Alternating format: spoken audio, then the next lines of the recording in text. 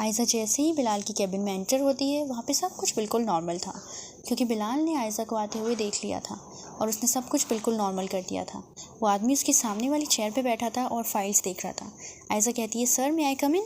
बिलाल कहता है, of course please, आपको पूछने की क्या ज़रूरत है? तो आयज़ा कहती जी। तो बिलाल कहता है, हाँ बताइए क्या काम है? तो फिर आयज़ा कहती है, सर ये कुछ डिज़ाइंस के सैम्पल्स हैं, इनको आप देख लीजिएगा। तो बिलाल कहता है कि ठीक है हम देख लेंगे, आप टेबल पे रख दीजिए।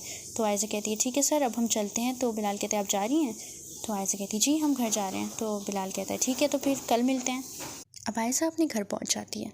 घर पे शादी की तैयारियां चल रही थी। उसकी मम्मी आती हैं, वो कहती हैं कि आयज़ा अच्छा हुआ तुम आ गई बेटा, मुझे तुम्हारे साथ मार्केट चलना था, जल्दी से चलो। तो आयज़ा कहती है, ठीक है मैं चेंज कर लेती हूँ, फिर चलते हैं। तो फिर वो दोनों मार्केट चल जाते हैं। अब वो मार्केट में शॉपिंग कर रहे होते हैं। तो आयज़ा कहती है कि अम्मी चलिए ना इस वाली शोरूम में चलते हैं। तो फिर उसकी मम्मी कहती हैं कि बेटा मुझे लगता है काफ़ी एक्सपेंसिव शोरूम है ये। तो आयज़ा कहती है, कोई बात नहीं ना, एक बार देखने में क्या प्रॉब्लम है, चल के एक बार देख लेते हैं ना, ड्रेसेस तो बहुत अच्छी लग रही हैं यहाँ पे। तो फिर वो लोग अंदर जाते हैं, वो जाके वहाँ पे ड्रेसेस देखने लगते हैं। तो दूर पे वहीं पे बिलाल आयज़ा को देख रहा था, क्योंकि वो आयज़ा को फॉलो कर रहा था पूरे मार्केट में। तो आयज़ा अंदर शॉपिंग कर रही होती है, वो ड्रेस चूज़ करती है अपने लिए, एक उसको बहुत अच्छी लगती है, वो लेवेंडर कलर की ड्रेस होती है। तो वो देखती है, उसको बहुत पसंद आती है। तो वो कहती है कि इसकी प्राइस क्या है? तो वो जो सेल्स गर्ल होती है वो कहती है, मैम ये ड्रेस 30,000 की है। तो आयज़ा की माँ कहती है, 30,000?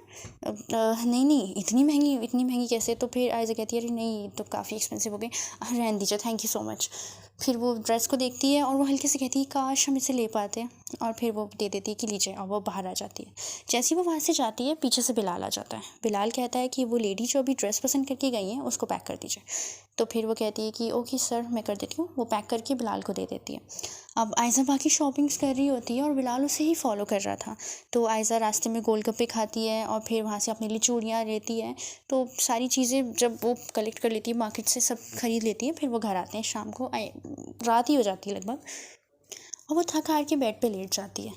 आयशा कहती है, उफ़ अल्लाह आज तो हम कितना ज़्यादा थक गए, चलते चलते ना अम्मा ने हमारा जूस ही निकाल दिया है। उफ़ पता नहीं कब इसकी शादी होगी और इन सब कामों से जान छूटेगी। ऑफिस भी जाओ, शॉपिंग भी करो, तुम्हारे तो मज़े हैं, तुम तो दुल्हन हो, तुम्हें तो कोई काम ही नहीं है।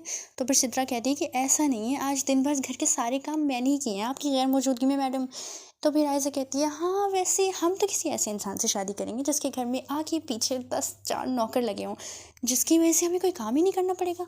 तो फिर सिद्रा कहती है कि हाँ हाँ ऐसे लड़के ख्यालों में मिलते हैं, तो तुम्हें भी मिल जाएगा, सो जाओ ख्वाब में मिल जाएगा। तो फिर आयशा कहती है कि अंडर एस्टिमेट मत करना हमें, समझी? वैसे भी तुम्हें पता नहीं है, ऑफिस में एक लड़का है जो हर वक्त मेरे आगे पीछे लगा रहता है, गॉड नोज उसे क्या प्रॉब्लम है। तो फिर सिद्रा कहती है उससे थोड़ा दूर ही रहना। तो फिर आयशा कहती है, ऑफ कोर्स मैं दूर रहूँगी, बट वो खुद ही घुस घुस के बातें करता रहता है, तो मैं क्या करूँ? और वो लड़का तो छोड़ो, मुझे तो सर की हरकतें भी बहुत अजीब सी लगती हैं, पता नहीं कैसी बातें करते हैं कभी कभी। और वो हंस के बात टाल देती है। अब ऐसी रात में वो बहनें गॉसिप कर रही होती हैं और फिर बातें करते करते वो सो जाती हैं। अगली सुबह होती है, आयशा सुबह सुबह ऑफिस जाती है और आयशा अपना काम कर रही होती है नॉर्मली बैठ के। इतने फिर से वही लड़का आता है, लड़के का नाम होता है रोहित। तो वो लड़का आता है, वो कहता है कि आयशा लाओ मैं तुम्हारी हेल्प करा देता हूँ। तो आयशा कहती है, नहीं नहीं मुझे किसी की हेल्प की ज़रूरत नहीं है, ये काम मेरा है, मैं खुद कर लूँगी। तो फिर वो कहता है, अरे नहीं नहीं तुम समझी नहीं, देखो ना तुम यहाँ पे डिज़ाइन थोड़ा ठीक नहीं है, लाओ मुझे तो मैं बताता हूँ, इसको थोड़ा सा करेक्शन की ज़रूरत है। और ये सारी चीज़ें बिलाल अपने केबिन में बैठा देख रहा था कैमरे में। तो बिलाल को बहुत ज़्यादा गुस्सा आता है कि वो आयशा से कुछ ज़्यादा ही चिपक रहा है, उससे बातें कर रहा है। तो फिर वो अपने एम्प्लॉय से कहता है कि जाओ ज़रा बाहर से रोहित को बुला के लाओ। तो रोहित आता है कि सर आपने मुझे बुलाया? तो बिलाल कहता है कि तुम्हारा ध्यान अपने काम पर नहीं है? तो रोहित कहता है कि सर मैंने क्या किया, मैं तो अपना काम ही कर रहा था। तो बिलाल कहता है कि यहाँ तुम्हें किसी की हेल्प करने के लिए नहीं रखा गया, अपना काम करने के लिए रखा गया है, समझे? सैलरी तुम्हें तुम्हारे काम की मिलती है, तो अपना काम ज़रा ध्यान से करो। और अगर तुम आयशा से ज़्यादा चिपके ना तो हमसे बुरा कोई नहीं होगा, समझे तुम? तो रोहित थोड़ा सा शॉक हो जाता है और उसको ध्यान से देखने लगता है। तो बिलाल हंसता है, बिलाल कहता है, अरे मजाक कर रहे थे यार हम, तुम तो डर ही गए। देखो तुम्हारी भलाई के लिए बता रहे हैं, वो लड़की ज़्यादा ठीक नहीं है, ज़बरदस्ती चिपक चिपक के तुमसे बातें करती रहेगी और अपना सारा काम निकलवा लेगी तुमसे, और इतना इरिटेट करेगी तुम्हें, बोल बोल के इतना इरिटेट करेगी कि तुम्हें कुछ काम नहीं करने देगी।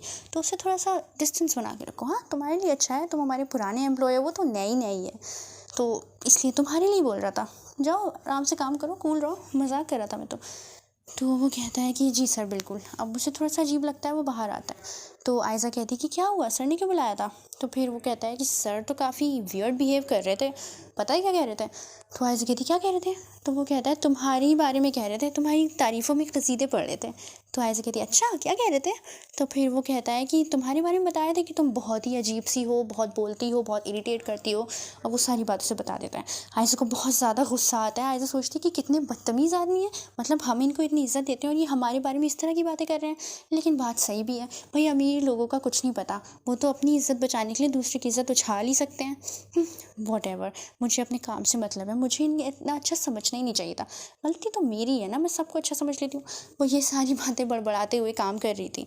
तो फिर खैर शाम हो जाती है, तो बिलाल आता है। बिलाल कहता है कि अरे मिस आयज़ा, आपका काम अभी पूरा नहीं हुआ? तो आयज़ा उसे काफ़ी रूडली जवाब देती है कि बस होने ही वाला है, हम घर जा रहे थे। तो बिलाल को थोड़ा सा अजीब लगता है, वो उसे देखता है। तो बिलाल कहता है कि आप कॉफ़ी पे चलेंगे हमारे साथ? तो आयज़ा कहती है क्यों, किस खुशी में? आप बॉस हैं हमारे, हम आपके एम्प्लॉय हैं, हम आपके साथ कॉफ़ी पे कैसे जा सकते हैं? और वैसे भी हमें घर जल्दी जाना था, आज तो वैसे भी लेट हो गया इन काम के चक्कर में। और वो चली जाती है। तो बिलाल को लगता है कुछ ना कुछ गड़बड़ है, ज़रूर उस नमूने ने अपना मुँह खोला है। तो फिर अब रात का टाइम था आयज़ा के घर पे। आयज़ा की मदर कहती है कि बेटा पापा की दवाएं ख़त्म हो गई हैं और मुझे पता भी नहीं है, पता नहीं मेरे ज़हन से कैसे निकल गया। अब क्या करूँ, मुझे दवा तो लेके आनी पड़ेगी। एक काम करती हूँ, मैं ही जाती हूँ। तो आयज़ा कहती है नहीं अम्मी, आप अकेले कैसे जाएंगी? तो टाइम देखिए 10:30 बज रहा है और इतना मौसम भी ठीक नहीं है, हल्की हल्की सी बारिश भी हो रही थी क्योंकि उस वक्त। तो फिर उसकी माँ कहती है कि नहीं, तुम जवान लड़की बाहर थोड़ी ना जाओगी, तुम पापा के पास ही रुको, मैं बस यूँ गई यूँ आई, मेडिकल स्टोर तो पास में ही है, कोई बहुत दूर थोड़ी ना है, मैं बस लेके आती हूँ। तो वो चल जाती हैं। और बिलाल की नज़र आयज़ा के घर पे थी 24/7। तो बिलाल को पता चलता है कि उसकी माँ घर से निकली है, क्योंकि वो उन्हें दूर से देख रहा होता है। तो बिलाल अपनी कार लेके फ़ौरन वहाँ पहुँच जाता है। तो उसकी माँ कहती है कि कार किसकी है? कार में देखने लगती है कौन है, इसने मेरा रास्ता रोका है, पर वो देख नहीं पाती। तो फिर वो कहती हैं, वो जैसी साइड में होके निकलना चाहती हैं पर जगह नहीं होती है, तो वो कहती हैं भैया कौन है भाई, कार साइड में करो अपनी। तो वो कार जैसे धीरे से पीछे करता है और एकदम इशारा करता है, पीछे से दूसरी कार आके हल्के से आयज़ा की मम्मी को एक टक्कर मार देती है, जिसकी वजह से उनके पैर में चोट आ जाती है और वो गिर जाती हैं। तो वो सब तरफ भीड़ लग जाती है, लोग देखने लगते हैं। बिलाल अपनी कार लेके वहाँ से निकल लेता है। और फिर जब सब लोग उनको घेर लेते हैं, देखते हैं अरे किसने टक्कर मारी, कहाँ है, कौन है, सब उसे घेरने लगते हैं, उनको उठाते हैं, बैठाते हैं। इतने वहाँ पे अचानक से बिलाल आता है। बिलाल कहता है आंटी आप ठीक तो है ना, क्या हुआ आपको? तो उसकी मम्मी उसे देखती है और कहती है भाई आप कौन है? तो वो कहता है अरे उठिए उठिए प्लीज़ बैठिए यहाँ पे। वो उन्हें बैठाता है, उन्हें पानी वानी पिलाता है कि आप ठीक है ना, आपकी चोट तो नहीं लगी? अरे आपको तो बहुत चोट लग गई है। तो वो कहती है कि तुम कौन हो बेटा? तो बिलाल कहता है आप हमें नहीं पहचानी? अरे हम बिलाल हैं, बिलाल अशरफ, आपकी बेटी जॉब करती है ना हमारी कंपनी में। तो शबाना कहती है अरे आप यहाँ कैसे? तो वो कहते हैं कि हम यहाँ कैसे, हमें तो ये आपसे पूछना चाहिए था, इतनी रात को इतनी बारिश में आप यहाँ क्या कर रही हैं? तो फिर वो कहती हैं कि नहीं नहीं बेटा, मैं तो मेडिसिन लेने निकली थी, पता नहीं किस नमूने ने मुझे टक्कर मार दी और मेरे पैर में इतनी चोट लग गई। तो वो कहती हैं नहीं नहीं आप परेशान नहीं होइए, हम आपको अपनी कार से अभी लेके चलते हैं। तो वो अपनी कार लेके आता है, तो फिर वो उसमें बैठा लेती हैं। तो उनकी आंटी कहती है कि ये तो वही कार है ना जो अभी जिसने मेरा रास्ता रोका था। तो फिर बिलाल कहता है कि आपका रास्ता? नहीं नहीं आंटी, हम तो अभी अभी आए हैं। तो फिर वो कहती है कि अच्छा, खैर वो बैठ जाती है अंदर। बिलाल उन्हें अपने साथ ले जाता है हॉस्पिटल और उनकी फ़र्स्ट एड वगैरह सब करवा देता है। फिर वो मेडिसिन लेने लगता है। तो बिलाल दिल में दुआ कर रहा था कि या अल्लाह आज हम पे अपना करम कर दे, कोई चमत्कार कर दे, किसी तरह हमें आयज़ा के घर में एंट्री दिलवा दे बस। तो फिर इतने ना बहुत ज़ोरदार की बारिश होने लगती है। तो बिलाल उनकी माँ को वहाँ पे घर पे ड्रॉप कर देता है कि आंटी, हाँ ड्रॉप कर देता है, उसे कहता है चलिए अब हम चलते हैं, बारिश तेज़ हो गई है। तो वो कहती है बेटा बहुत शुक्रिया आपका, बहुत एहसान है।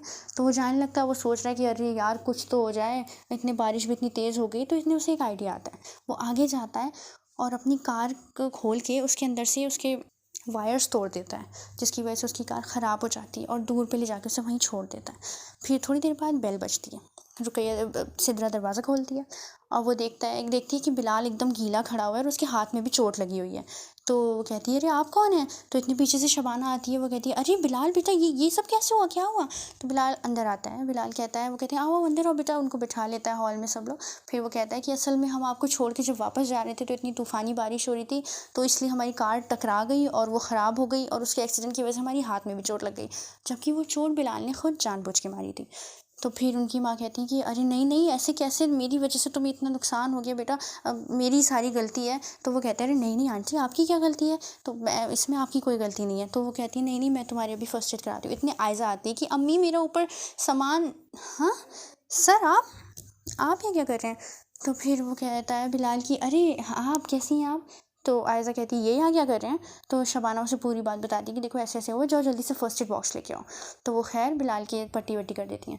तो बिलाल कहता है कि अब हमें चलना चाहिए आंटी। तो फिर वो कहती हैं कि नहीं बेटा, इतनी तेज़ तूफ़ानी बारिश है, तुम कैसे जाओगे, थोड़ी देर रुक जाओ, जैसी बारिश रुकेगी तब चल जाना। तो फिर वो कहता है कि अब आप इतना कह रही हैं तो ठीक है, हम आपकी बात कैसे टाल सकते हैं, आप तो बिल्कुल हमारी माँ की तरह हैं। तो वहीं पे रुक जाता है। तो आयशा कहती है, अपनी अम्मी को किनारे ले जाती है, उनसे कहती है कि आपको क्या ज़रूरत आई थी इन्हें रोकने की, मैं आप जानती हैं ना वो कितने अमीर आदमी हैं, उन्हें ऐसे घरों में रहने की आदत नहीं है। तो वो कहती है कि बेटा वो दिल का बहुत अच्छा है, उसने मेरी जान बचाई है, वरना कार मुझे कुचल ही देती। ये पैर में देखो उसने मेरी दवा पट्टी कराई है, सारी चीज़ें, ऊपर से मुझे मेडिसिन दिलवाई हैं। तुम बिना कैसी बातें करती हो, इतना अच्छा इंसान है, तुम चुप रहो। और फिर वो बाहर चल जाती हैं। वो कहती हैं बिलाल से कि बेटा आप चाय पियेंगे। तो बिलाल कहता है कि अरे देखिए क्या ज़रूरत है इसकी, चलिए ठीक है आप पिला ही दीजिए। तो फिर वो कहती ठीक है आयज़ा जाओ जल्दी से चाय बना के लाओ। तो आयज़ा कहती है हम बना के लाएं। तो वो कहती है और क्या क्या मैं बना के लाऊंगी। तो वो कहती है नहीं नहीं लाते हैं। वो चली जाती है चाय बनाने, इतने अचानक से लाइट चल जाती है। फिर से कहती है अल्लाह ये क्या हो गया, लाइट क्यों चली गई अब,